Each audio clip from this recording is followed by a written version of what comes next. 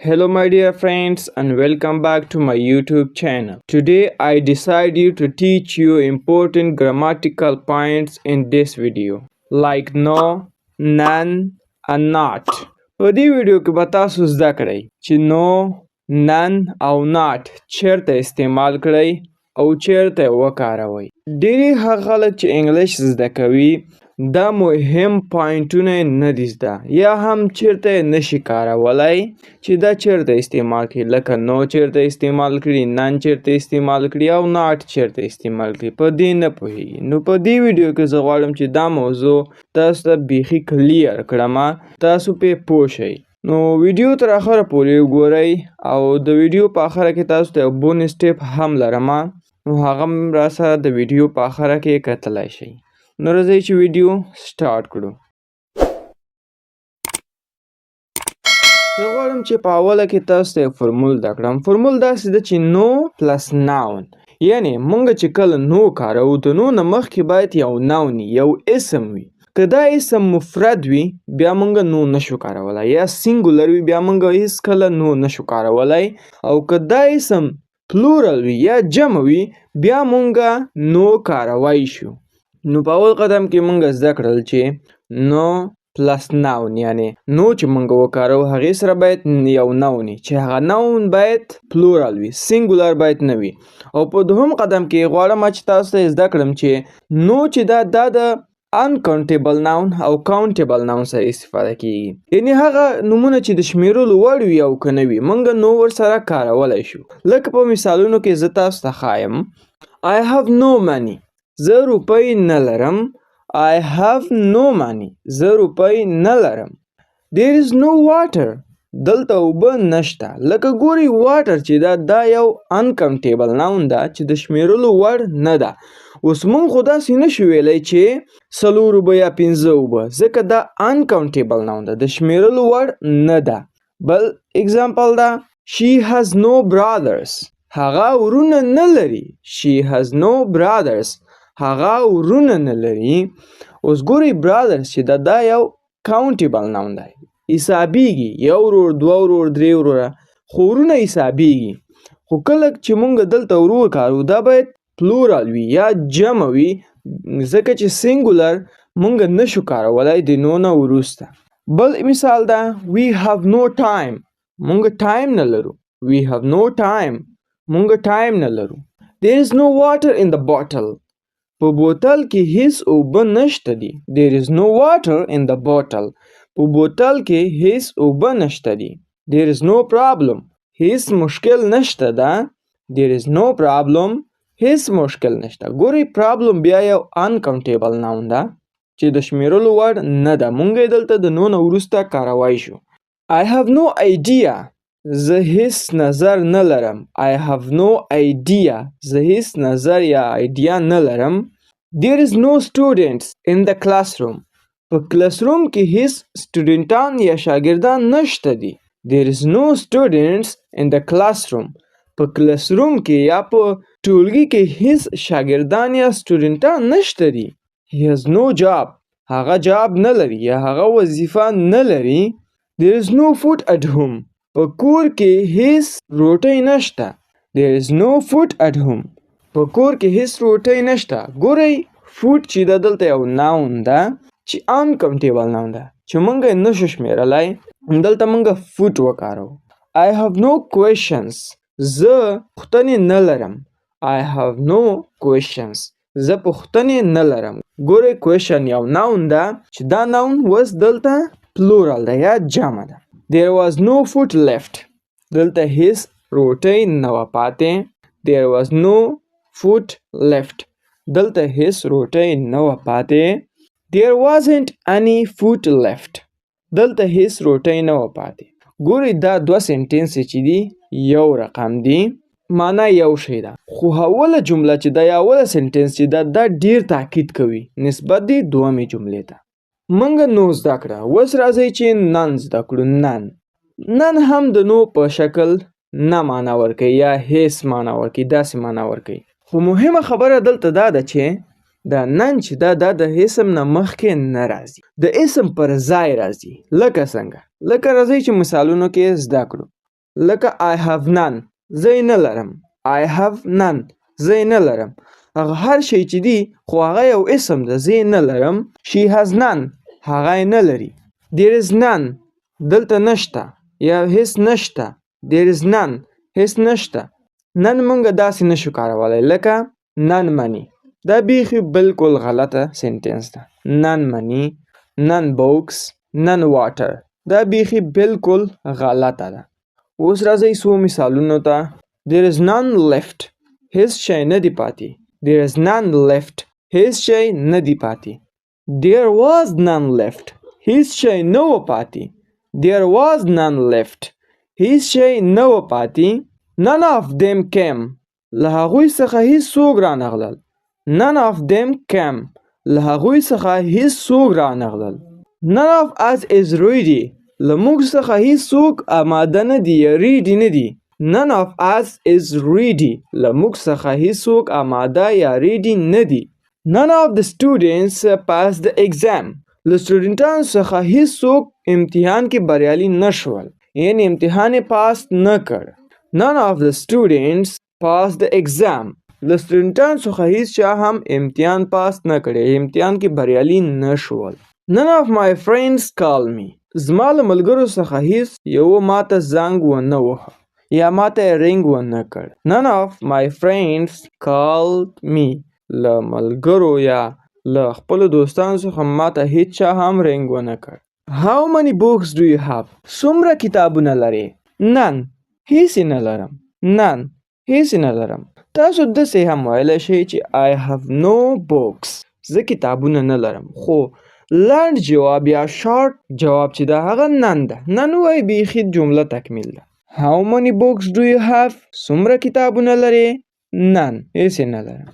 اوس پوښتنه دلته دا ده چې آیا none د نو په ځای استفاده کیږي یا نو د نن په ځای استفاده کیږي که نه؟ هو، خو په ډیر کم سچویشن یا ډیر کمو حالاتو کې چې ده مونږ none د نو یا نو د نن په ځای کارولی شو. لکه دلته ما څو اگزامپل تاسو ته راوړي دي. Do you have any brothers آیا ورونه لرې؟ Do you have any brothers آیا ورونه لرې؟ I have no brothers زه ورونه نه لرم. I have no brothers زه ورونه نه لرم. مونږ داسې هم ویلی شو چې I have none زه نه لرم. I have none زه نه لرم یا هم I have no brothers زه ورونه نه لرم. یا بل مثال ده چې Do you have any money آیا پیسې لرې؟ Do you have any money آیا پیسې لرې؟ I have no money زه هیڅ پیسې نه لرم. I have no money زه هیڅ پیسې نه لرم. یا هم I have none زه نه لرم. I have none زه نه لرم. بل چې دا none of کله چې د یو ډلې په اړه مونږ خبرې کوو نو بیا مونږه none یا no یا not نه استفاده کوو، بیا مونږه none of استفاده کوو. لکه none of them came له هغوی څخه هیڅوک رانغلل. None of them came له هغوی څخه هیڅوک رانغلل. None of us was late له موږ څخه هیڅ چا ناوخته کړې نه وه. None of the students passed د زده کوونکو څخه هیڅوک بریالی نشو. None of the students passed د زده کوونکو څخه هیڅوک بریالی نشو. اوس مونږ دریم وایو چې هغه د not هم د none او no په څیر د نه معنا ورکوي یا هیڅ. not چیرته استعمالیږي، not چیرته استفاده کیږي، چیرته نه استعمالیږي او د څه شي سره استعمالیږي. راځئ چې زده یې کړو. not چې دا د auxiliary verb سره استفاده کیږي. موږ په auxiliary verb باندې یو مکمل کورس ریکارډ کړی دی.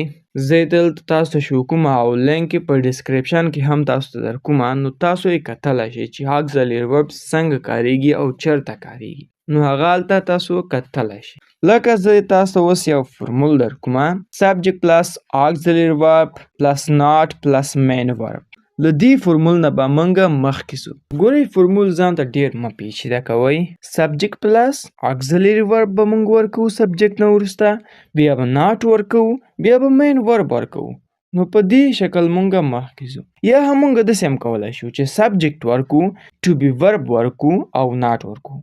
لکه I am not a teacher زه یو ټیچر نه یم، یو استاد نه یم. I am not a teacher زه یو استاد یا ټیچر نه یم. ګورئ اوس دلته مونږ نشو ویلی چې I know a teacher زه یو استاد نه یم، یا هم I none a teacher زه یو استاد نه یم. داسې موږ هیڅکله نشو ویلی. دا بالکل غلطه سینټنس ده. I'm not a teacher زه یو استاد نه یم. ګورئ دلته چې I ده دا سبجیکټ ده، am چې ده دا to be verb ده، او not دلته چې ده not ده. همداسې موږ دې فورمول باندې مخکې ځو. She is not happy هغه خوشحاله نه ده. She is not happy هغه خوشحاله نه ده. They are not students هغوی زده کوونکي نه دي. هغوی شاګردان یا سټوډنټان نه دي. They are not students. I not a teacher دا بالکل غلطه جمله ده. I not a teacher.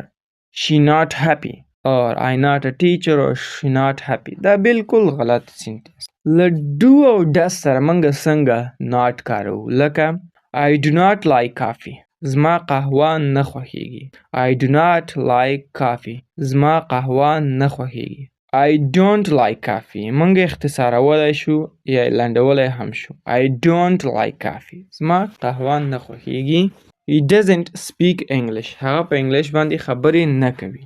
He does not speak English هغه په انګلیش باندې خبرې نه کوي.